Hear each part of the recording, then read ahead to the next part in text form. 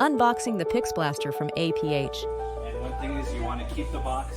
If there's any repairs, this is the box you want to send it because it keeps it from moving and you don't have to worry about trying to find the perfect size box. Neil wears a lei and lifts a PixBlaster out of the box using the foam handles. He places the device on a table with the back of the device facing him and removes the foam and plastic wrap.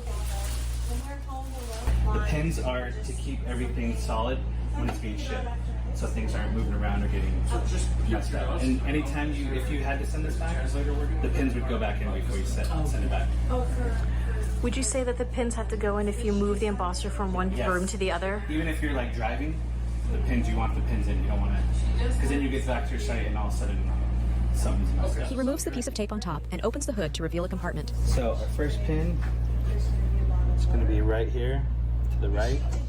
Grab the head of the metal pin, unscrew, and pull out. There's our first pin.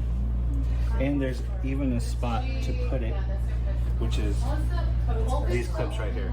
2 clips are inside the right side of the compartment. There you go.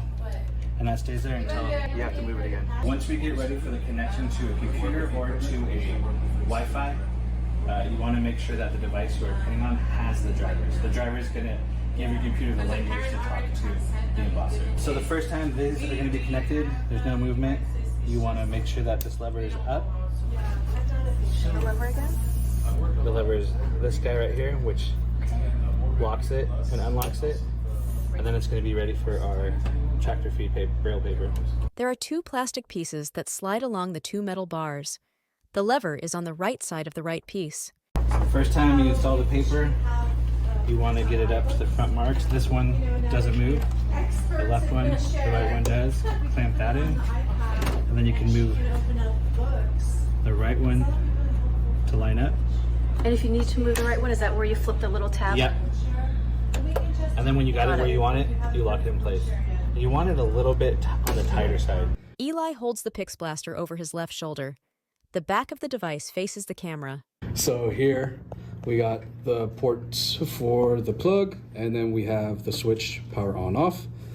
The device is turned to show the left side. This side, underneath here, we have a 3.5mm jack for the little speaker. We have the port for the USB computer to this, and a old school Ethernet port. This is what this is called the hood. He taps the top and of the this device. is where the paper feeds into. We have cancel, up, down, and menu. Eli touches the buttons on top of the device, moving from the outer to inner button. If you ever want to unload the paper, you'll just hit that feed back and it brings it back and you can unload real easy. The CAT program is funded by a federal appropriation and works in partnership with the American Printing House for the Blind and Alabama Institute for the Deaf and Blind. Logos: APH, AIDB, and WSSB. CATT, Center for Assistive Technology Training Northwest.